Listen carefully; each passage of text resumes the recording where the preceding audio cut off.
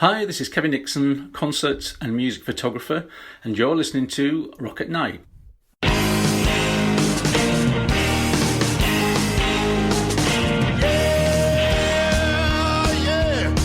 you ready? Hey, tonight I'm gonna take you on a little trip. We're going down south by the mighty Mississippi. I'm gonna take you to a place where lights never dim. Bring your mother, your brother, and your best friend. I'm gonna show you where they dance out in the street. They'll tell you all about your body heat. Not gonna talk about it, just gonna do it. Get on down if you feel up good. Get on down. Alrighty. Okay, Kevin, welcome to Rock at Night. Concert photography. You're a concert photographer. What magazines or who do you usually shoot for? My main clients at the moment are magazines owned by a publishing company called Future Publishing, and the main ones are Classic Rock Magazine, Metal Hammer Magazine, and Prog Rock Magazine, and various specials they do in between, like blues magazines. But those are the three main magazines that I'm working for at the moment. Now, how long have you been in concert photography? I've been a professional photographer for 28 years now, and concert photography, not the whole of that time, possibly 15 years, something like that, 12, 15 years, something like that. So was photography a hobby that just kind of worked into a profession? How did this all evolve? I used to be an architect in a previous life, many, many, many years ago, and I went to live in New York in 1987, came back to the UK in 1981, couldn't get back into architecture because it had all gone digital and CAD. So I thought naively thought I would try photography, and I bought a professional camera and I went out and sold myself as a photographer. I went the sort of self-taught route. I didn't do any studying, I didn't assist anyone. I just kind of made it up, and that was 27 years ago. So I got something right, a lot of things wrong, but I got something right, and here I am, still doing it now. So when you started photography, you used film, correct? Oh gosh, yeah. 35 mil for portraits and things, but mainly it was medium format, and I had everything from Pentax 6.7, Mamiya, RZ. Those are the two main cameras that I used back in the day. Mm-hmm.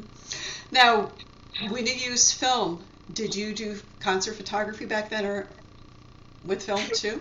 Very little. It was just at the crossover point when it started. So I know a lot of the guys, that's all they ever shot. So no, I can't profess to sort of starting out completely with film. I was kind of lucky in that respect that I started, or most of my work was done with the digital when it crossed over to digital, which does make it easier, as we all know.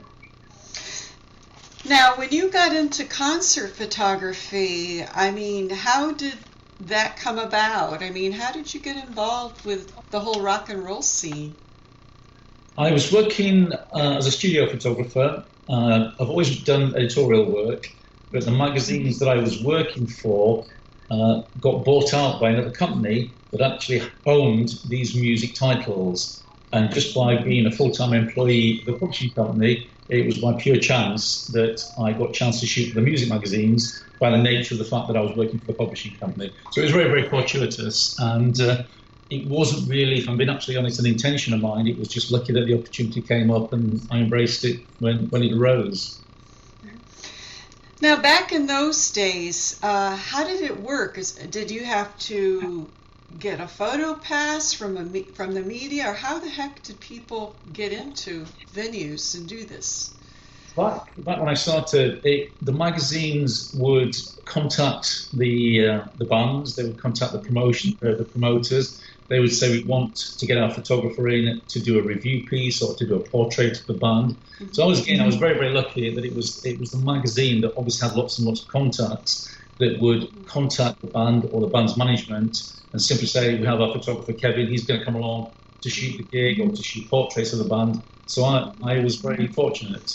I mean, subsequently, I've developed my own contacts, and if I need to shoot a band for other purposes, then I will do that myself. But when working for the magazines, it makes it so much easier that they have contacts and they will get you the permission to get into the gig. Now, through the years, the whole field has changed a lot. What are some of the changes that you've seen in concert photography from a professional standpoint?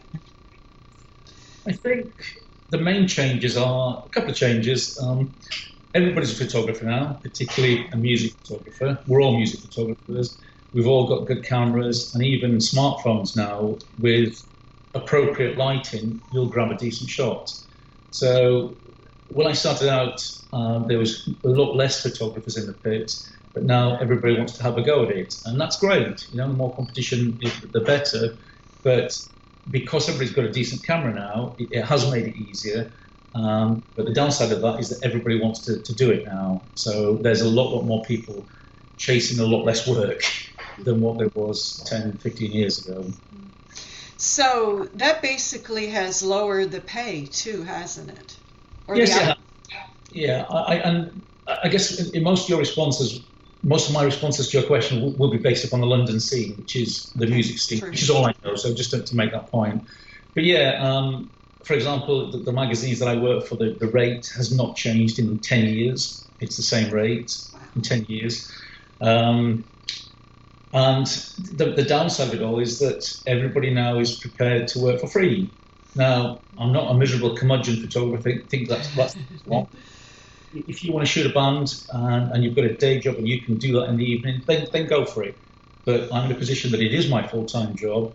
So what it has actually meant is that my capacity to earn money from music photography has considerably lessened with the advent of everybody else shooting, and more than happy to give their pictures away for free. And that is the main sort of sticking point amongst the pros and the non-pros. Again, I can only reiterate, everybody should have a go at it, and everybody's entitled to have the same status in the pit. I would emphasize that. But that's how I pay my bills. I would say probably 85% of the photographers in London have day jobs, and they shoot gigs in the evening and produce some fabulous results, like really, really good stuff. But it's a hobby. It's a glorified hobby, again, which is fine. But the currency, the new currency that's developed in 10 years is not dollars or euros or pounds, it's likes. That's all people want now. And that's the new currency. Now, I've been doing this a few years. I really don't need any more likes. I need money. I need to pay my mortgage. I need to pay my bills. So, and I hear it all the time that somebody will give a band, an established band, a photograph that they're using on their Instagram account or on their Facebook account. And guess what? It's got 300 likes. So you gave it away? Well, yeah. And it's got 300 likes, and what will you achieve by that? And they'll achieve absolutely nothing other than they can tell their friends that they've got 300 likes. So the net effect is that by doing that, it's utterly devaluing what the rest of us are doing. I understand why they do it, but the net effect is that it devalues what we do to make a living. And what more people are interested in now is immediacy. Yes. Because magazines are on the decline, they're less and less and less. Each year goes by and magazines are closing down. It's all about Facebook, it's all about social media, and it's all about immediacy. So the net effect is a dilution of quality, because we don't see a photograph over 2 pages in a magazine where you can look at the quality. It's now this big on your phone or on your computer. So it can be a little bit blurry, it can be a little bit soft. We don't really care. It's online instantly, whereas I'm a little bit more traditional. I will take my images away, I will select them, I will retouch them, and I will send them to the magazine because they're going to be printed. Where quality, certainly for the magazines that I work for, they still hold that in high esteem. But generally speaking, there's been a terrible dilution of quality, because if you're not getting paid for it, why would you care about the quality? Exactly. If you're getting likes for it and it's getting you into the pit to shoot your favourite band, why not? Frustrating for me, but I understand why people will do that. I totally get what you're saying. I notice even here in the United States, what you would call real newspapers, they don't even have photographers anymore. They have a journalist go into the pit with a tiny little Nikon Coolpix, and the standard has been lowered. I mean, people are almost getting used to seeing blurred photos, really substandard photos. and that's considered to be acceptable, which I feel is unacceptable as a professional. I'm sure that's what you're saying. Yeah, but it becomes the norm. That's the thing. Yeah, the bar is set so low. Absolutely, that's the case. A scenario occurred on a Midlands photographer who I know quite well. He posted on Facebook his monthly statement from one of the agencies, I don't know which one, and he had sold certain pictures for online use for 1 penny. He gets half of that, so half a pence, which I don't think even exists as a coin over here now.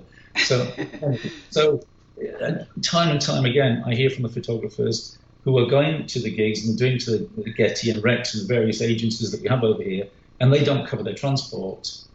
They do not simply cover their transport, but they enjoy shooting. They're prepared to do it for that price. They've got their day job, so they're earning their $50,000 a year to pay their bills. But for the rest of us who are trying to make a livelihood doing that, it just becomes more and more difficult. So it's a source of frustration, shall we say? Yeah, I noticed on the internet there's a lot of websites and different programs and stuff that are trying to sell the dream, because you're living the dream essentially by photographing rock stars, but in reality it can't really be a career, can it? I mean, how many people could tour with the Rolling Stones or tour? I mean, what do you think about that? I think, again, related to London, there are a handful of us that make our livings from music photography, a handful. There's a lot of professional photographers, but including myself now, I have to branch out. I have to do anything. I'm a photographer. I enjoy music, and that still represents most of my income and my clients, but it's getting less. It's a downward spiral. So in recent years, I'll photograph anything from architecture, from portraits, from PR events, and I will do weddings. And I think that's what most of the other photographers are doing. And the music pros, are doing more and more red carpet stuff now. And the stuff that will make the money is not a great shot of a band. It's, excuse the expression, it's kind of an upskirt shot of somebody getting out of a taxi. That's what people will pay for that. That's the trash tabloids that we have over here. That's what they're looking for now. What's interesting is over here in the United States, if you go to a bookstore, you'll see maybe Rolling Stone magazine, maybe Alternative Press, but we don't have hard copy paper magazines anymore. Most of the magazines come from the UK. So it's even more competitive over here. And a lot of our newspapers have gone under. I don't know about in the UK too. Are your newspapers going under and everything's going online? Yeah, it's mainly going online. Music magazines, there are still some left. There are still going. But we had a very, very famous music magazine, New Musical NME, New Musical Express, established for decades. And in the last couple of years, that became a free handout at the tube station. So it's just got a couple of adverts in it, and it's just tap now. So that did employ a lot of photographers. So we have magazines, music magazines. They are getting thinner. They are commissioning less work and using more kind of press shots. But we are lucky that we still have some, and I'm lucky that I've got contacts with some of them that, fingers crossed, they are still going at the moment. I don't know if you've done this before, have you ever traveled or toured with a band? Because that seems to be the dream that's being sold to concert photographers. I have, small scale. I've done a couple of that kind of thing, and I was paid a reasonable day rate for it. But bizarrely enough, on Facebook tonight, there's a concert photographers thing around the world. I don't know if you're part of it yourself. And there was a thread about doing exactly that, about touring with bands, and essentially the point everybody was making is that they do it for free. So even touring with bands now, some bands, not all bands, but even touring with bands now, it's nepotism rules, and it tends to be who you know, where you know, and if you're friends with a drummer or somebody in the band, then you'll get on the tour. But there's a couple of people I know in London who have been quite successful at that. But I think the day of going of a band taking a photographer on tour with them for 3 months, that's kind of on the way out now. I think maybe the super high-end bands will do that, but regular bands now, they rely on the goodwill and charity of their fans. That tends to be the case now. Now, to stay competitive too, you have to have good camera equipment, correct? And that's Yes. pretty expensive.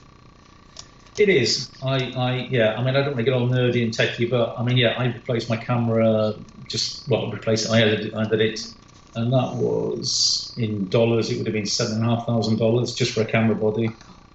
To get most music photographers have kind of 3 or 4 prime lenses or prime zoom lenses, and in my camera bag, if I go to a festival, there's upwards of £20,000, which is nearly $27,000 just in my camera bag. Then you have all your studio lights, you have all the sundry equipment and everything else, your computers.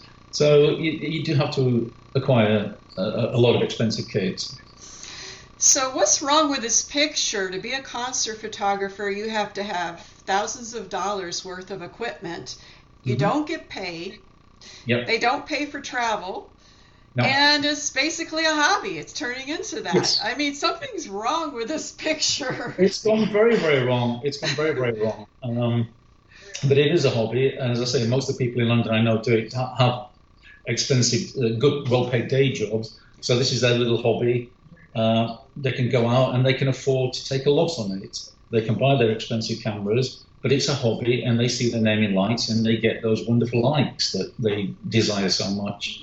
So they can put it on Facebook, they can put it on Instagram. Here's me photographing this band or that band or the other bands, which is lovely, very nice. I understand why people want to do that. Of course I do. We all love music and we all love our bands. So, I love shooting bands that I'm fond of myself. Of course I do. But ultimately, I'd rather shoot a band that I'm getting paid for than anything else. So it's turning into kind of a narcissistic thing where I have 50,000 likes, which makes me better than the next person. And people are working for social media likes, which is pretty pathetic. It's the case, but I think with websites, it's a given now. It's an absolute given that nobody... websites do a great job. You do a great job. Everybody does a great job, and it's fantastic. And you spread the word, which is lovely. And there simply is not any money in websites. And I know there's lots and lots of websites over here, and they do take advantage occasionally of people's goodwill because they don't get expenses. They get nothing. They're expected to turn up at the drop of a hat, but websites will not pay. But now that precedent has been established, it's going to be impossible for any of us to go back and say, hang on a minute, let's kind of group together and say that if it's just to cover expenses, if it's just to cover your travel, it's not going to happen now. So who is making the money? Is it the labels? Is it the bands? Is it the manager? What do you think? Somebody's been making money. I think touring is the way to go now. I think back in the day, you'd buy CDs. I go to gigs now, and invariably, quite often, you get given a CD as you go in. Right. CDs are so cheap to produce, and I think bands make their money now on merchandise and touring, and that's why the bands are going on perpetual round the world tours. They all sell a sweat hoodie, whatever you call it, or a T-shirt, $40, $45, $50. That's probably cost them $3 or $5 from some sweatshop in China. So that's where the money is. So touring there's money to be made in that. But I would argue that all bands need photography. Some bands more than others, but something's got lost along the way about photography having an intrinsic monetary value. Because why would somebody pay me X £100 to shoot a gig if there's 50 people behind me with good cameras and a good eye? And why would they pay me when you've got 50 people who are prepared to do it for free? Like if I was in a band, or if I was a manager, I would say, well, X, Y, and Z are great photographers, but they're okay.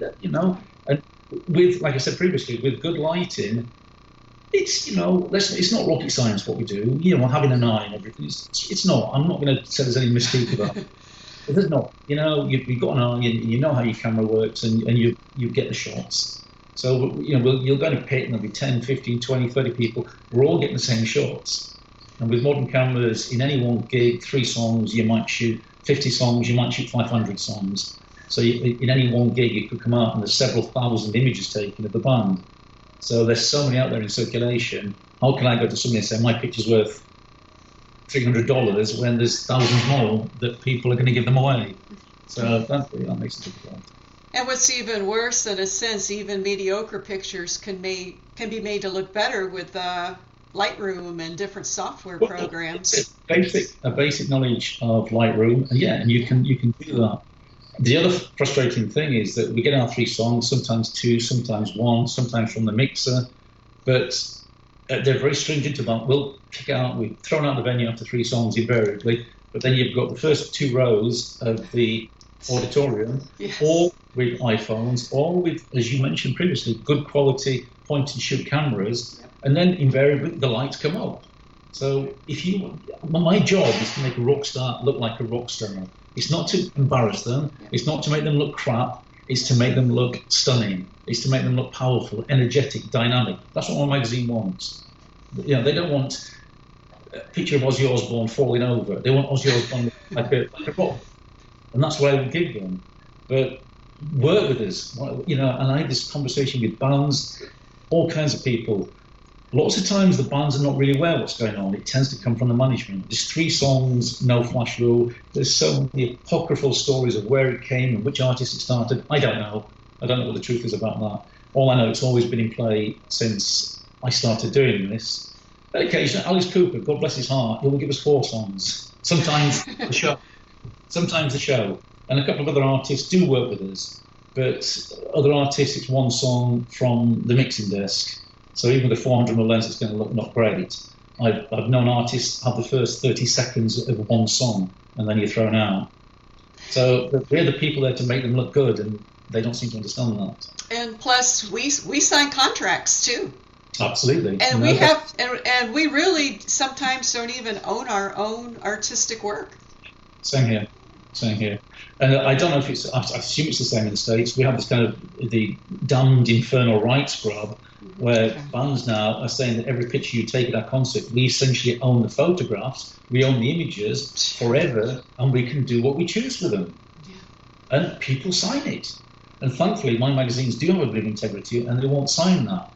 I mentioned a story. We have a festival called Bloodstock, which is a metal, heavy metal festival. Mm-hmm. And I'll not name the band, but one of the bands had it was Megadeth. They had the most ridiculous contract in place. It was laughable.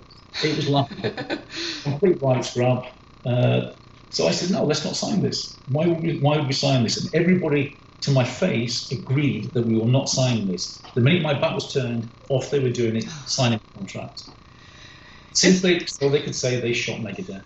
And as fun as they are to shoot, if we'd have all stood by that, they would have changed the contract, which I hear in other countries. I think Sweden's one in particular, where the photographers do stick together, and they say, no, this is ridiculous. This is affecting our livelihood. But in the UK, no, there's no unity whatsoever, because people want to get those likes. I hate to say it's like that here in the United States too. It's all about bucket lists, notches on your belt, and there is no loyalty because, like you said, you might have convictions and will say, no, I don't want to sell my soul to the devil, but the person behind you is a whore, and will take the picture for free. Yeah. No, it's exactly the same. Yeah. And how do you combat that? How do you deal with that? You can't. It's human nature. It's gotten to be so bad in this whole self-indulgent society. I mean, what can you do? I think thankfully there aren't a lot of the pros here do have some dignity, and a lot of the pros would say, no, screw that, I'm not signing that. Mm-hmm. But it's the hobbyists, and that's not meant to be said in a patronising way, but it's people who don't do it professionally. By nature, they're hobbyists. Why would they care about whether I can pay my bills? Why would they? And I understand that. I completely get that. If they, as you say, if they want to tick their bucket list off, they're going to do it. Good luck to them. Nothing I say or do or anybody else says or does will change their attitude about that. Which is unfortunate, but as you said, quite rightly, it's human nature. So it is what it is. Now, let me ask a couple other questions. What equipment do you favor? Are you a Nikon person or a Canon person? Do you want me to be a technical geek for 30 seconds? Yeah. I've always been a Nikon man. Because we talked about the dark side, so. Yeah, I know. It's not. I have to say, it's the tool. I use Nikon, and the reason I use Nikon, very, very simply, well, two reasons. I've always used Nikon since I was 13 years old, and I still think Nikon has the edge over Canon in low light. That's it. Maybe the next new variation of Canon cameras, they will take over Nikon in low light, but I think currently, with the D4, the D5, that's the champion of low light photography. And most of the gigs I do have very little lighting. So if that gives me an extra couple of two stops, then it's an advantage. So shooting wise, tend to be 3 lenses, prime zooms, 12, 24, 2470 and 7200. And then I've got a longer zoom for mixed desks and fisheye Nikon special effects. Okay. Now, another interesting question I was wondering, and I don't know if you can be honest about this, but I'm sure you've met a lot of different bands. Who were the nicest people and who were the dicks? I do get asked this an awful lot. Yeah. And it's a rubbish answer, unfortunately, because everybody I've met has been lovely. Okay. Really, I'm not a fanboy. I'm not a muso per se. I think if you go into a shoot with anybody, you treat them with respect and you treat them courteously. Most musicians don't want to be your friend. They've been shot 1,000 times. They want to get in and get out. And I tend to work very quickly. By force, I've had to work very, very quickly. So, the sooner you can get it, they will love you more. The sooner you can say, right, that's it, they're very happy. And I guess my favourite story is I had a shoot with Gene Simmons, and I was promised half an hour with him in the studio, and I got my background set up and lights, and was all very excited. In walked Gene with his coterie, his followers, his hangers-on, and his hangers-on. And when I eventually got to my turn to shooting him, his people stopped the shoot after 20 seconds. Wow. 20 seconds. When I actually got to do the portraits of him, 20 seconds. And I got about 12 frames off, of which 5 were usable. So I got it. But, that was a tricky one. And I've had shots with the people, Rob Zombie, I did a portrait with him, and his people, his management, had a stopwatch at the side of the shoot. This was a studio, and said, 120 seconds. So there wasn't a great deal of time for small talk, and so I got, you get the shot, but that's the nature of it with these people. It's quick in and out, but people generally are just very nice. People are just, I've never met anybody who's been an arse, to be absolutely honest. Some of the younger bands, I've shot band portraits where they've been very drunk, and they, that gets a bit tiresome. But hey, rock and roll, have a drink, go for it. But on the whole, certainly with classic rock and prog rock, a lot of the bands are just very grateful to get coverage. And possibly, and I hate name dropping, but we're talking about the subject. But the nicest chap, I did a portrait to do with Billy Idol a couple of years ago. He'd been doing it all day. He'd been doing PR all day. And it was my turn at 4 o'clock, and we had to go down King's Road in London, and traffic was busy. And I was like, Billy, you must be so fed up with this, and I'll be as quick as I can. And he said a comment to the effect that, he said, the only time I'll be upset is when they stop asking me to do this. And he was courteous, he was polite, he was top drawer, a lovely, lovely fella. And I thought, he's right. He got a lovely double-page spread in Classic Rock magazine, got some nice pictures, and a lovely man. But it's part of the game. And a lot of people don't like being photographed, but they know it's part of the game. So, they get on with it. Wow, it's nice to get a little respect there, because sometimes they think we're like paparazzis or something, I think that can happen, but that's not my thing, and I've never done that, and I never would do that. But I think the magazines that I work for do have kudos in this country. It's not, and that's not being disrespectful to the websites, but it's an established magazine that's been going for donkey's years. So it's in their interest, to get a feature in Metal Hammer or Classic Rock. It will do them no harm. So they tend to be more kind of comfortable and up for it to do that kind of thing. So no, everybody's happy. Everybody's really nice, I think. One thing that photographers always dream about is all access, going behind the stage and this and that. Do you ever get that opportunity? Yes, I do occasionally. It's not quite as I imagined it. We all got images from the 70s of backstage shenanigans, Yeah. and suffice to say, I've never seen it. Never. And again, another funny story. I was backstage with a band. It doesn't matter who they are, and their pre-gig ritual was to kneel down and pray. So it wasn't what I was expecting, but that's their prerogative. And lovely people, super lovely people. So no, I think that kind of the sex and drugs and rock and roll. I'm sure it happens behind closed doors, no doubt. But with the advent of iPhones and everything's recordable now, I think a lot of the bands are a little bit more careful and a bit more judicious about what they do in public now. So no, I've heard some wonderfully sordid stories, but I have nothing to add. I've not seen anything. So I guess it's the whole mystique of like the 60s, going behind stage and seeing the Who, or, the whole groupie thing and all this mystique. Yeah, I've heard the stories, but I think most of the guys that were doing that are too old to even do anything now, to be honest. So whether the younger guys have taken over the mantle, but the classic legends of the 70s and 60s and 80s, I think they're all probably knocking on a little bit now. So, but no, drugs wise, yeah, it goes on, but it's never open. Not really, not like it would have been, I guess. So any thoughts in closing on the future of concert photography, or what do you think is going to happen to it? I think it's a very good question. I think in 2 to 3 years' time, I think there'll be a gradual merging of the video and the stills, two disciplines, if you like. I think the quality of cameras is going to increase to such an extent that you'll be able to take snippets of video and you'll be able to stop it at any point and get an image that's, in fact, I think you can do that now, but certainly resolution high enough, certainly for web use, that's probably there now, and maybe 2 or 3 years' time, you'll be able to get to stop it at any point and then get a still that you can print. Wow. So I think the two disciplines are going to come together. I think the blogging aspect of it is increasing, and the last couple of festivals I did last year, we have our photographer tables and we're shrinking. Older guys, all miserable curmudgeons, just shrinking and getting smaller. And it's lovely, and they've all got their iPhones and they're blogging and doing all this thing that I don't particularly, it's not for me, but you go in a pit now, I'm sure you've witnessed it yourself, people with the iPhones just blogging as the gig's actually on. And, that's a thing, I respect that. We all try and avoid each other, and we all try and respect each other whilst we're doing our job in the pit.